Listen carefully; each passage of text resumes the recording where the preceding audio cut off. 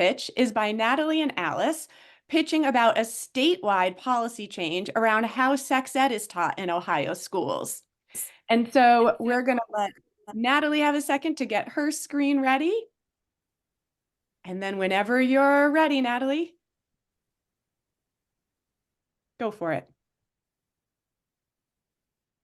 95% of American adults have sex before they are married. Ohio requires high school students to complete a financial literacy course taught by licensed educators. When it comes to sex, though, the only required teaching is abstinence, and it's not required to be medically accurate. But students need sexual literacy, not just financial literacy. Hi, I'm Natalie Hastings, and I'm the mom of 2 public school students. A few years ago, my son told me that an outside speaker distributed purity pledge cards to his 7th grade public school class. I respect that some religious beliefs emphasize abstinence, but we had just moved from a private Christian school. We expected it there. How is this happening in my local public school? Ohio requires specific licensure and curriculum for financial literacy. Why not sex literacy? Students need medically accurate teaching from qualified instructors, not religious indoctrination. Hi, I'm Alice Rericha, and I feel very strongly about our education policies at state level that I ran for school board and am now in my 2nd term at Norwood School District. And I can't be here tonight because I am at a school board meeting right now. So maybe I'll see you later in the question time. Ohio is one of the only states without a mandated sex ed policy. We propose that Ohio establish and enforce standards for the instructors who are providing sex ed. Here's how it would work. Step 1, establish an advisory committee. The State Board of Education and/or the Department of Ed and Workforce would establish an advisory committee that includes experts in curriculum and in adolescent health. Step 2, the committee would meet and establish guidelines for accrediting or licensing instructors who teach about sexually transmitted illnesses and/or about sexual risk avoidance. Once written, the standards would then be published online for public commentary as a standard. After the comment period, the guidelines would be finalized, and the guidelines would include a timeline for schools to implement it and the consequences for failing to imply. The impact would be that with medically accurate information provided by qualified instructors, students would learn the facts about sex, which would lead to a greater understanding of the topic and ultimately better, healthier decision-making. In the same way that financial literacy creates informed consumers, education for sex literacy would facilitate more informed consent and more responsible behavior.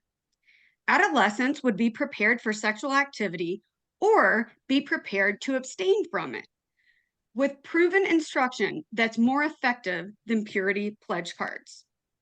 This could also improve mental health by reducing sexual assault and by minimizing bullying about other students' sexual orientations or their sexual activities or lack thereof.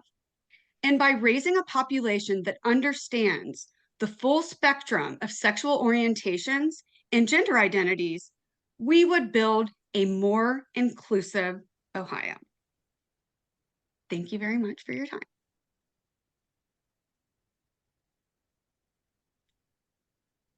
Natalie, thank you for raising such an important topic. And we know Alice, like she said, is at one of her school board meetings, so couldn't be here, but we're glad we got a little clip from her. I feel like there's a race between Representative Isaacson and Board Member Morosky for who wants to talk first. So Mine's quick. Okay, go for it.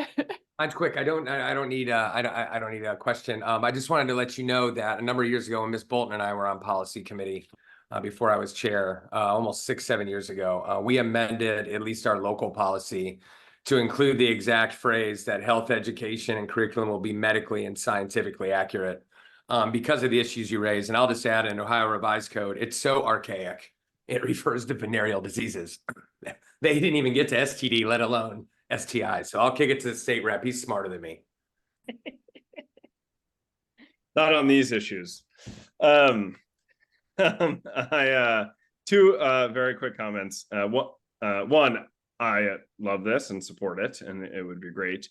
Two,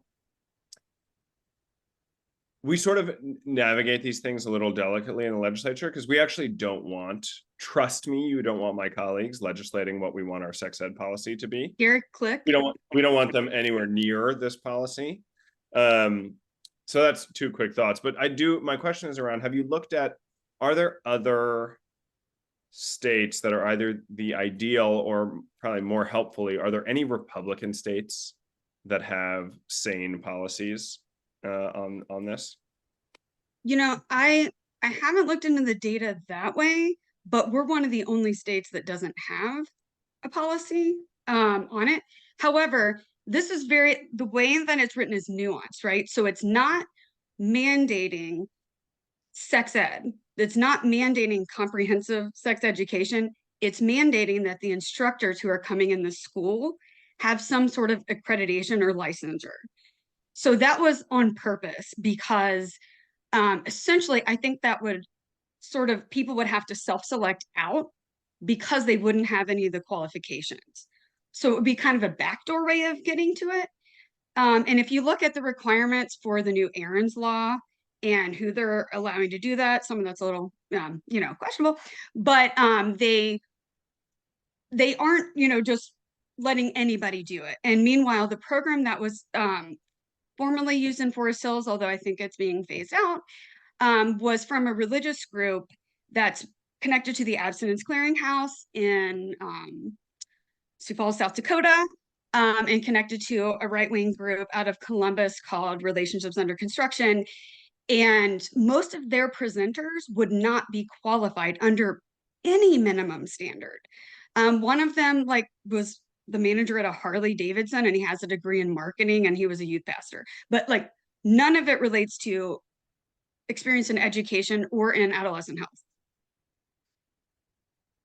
So, but I hear you totally. That is super helpful. The one thing I'll say on that, if you're looking at, this is one of the things that is still potentially within the state school board of education's policy because it's licensure.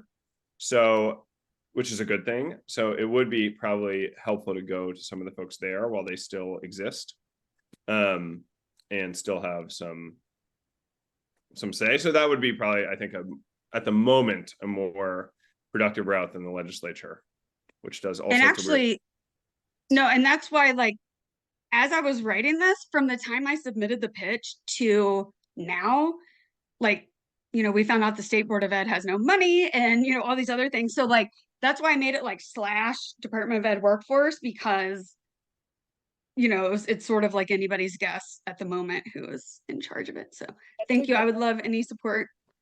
And I have lots of research and data on these groups that are doing this, and some who have successfully removed it in local schools. So thank you.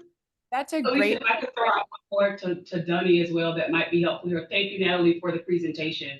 And I would concur that our focus around this as a state is extremely archaic. And so, Dunny, one of the things that could be beneficial is thinking about an additional task force to work specifically around this particular area, but make it specific to school districts as well. Because what we're comfortable with in CPS, Forest Hills may not be comfortable with. And so if we really take it back to what we're looking at within our community for what our children need, and I see some other states that have done that, it might get us where we're looking to go. My plan B, if you will, is model policy for school boards. And my partner who's not here is a school board member.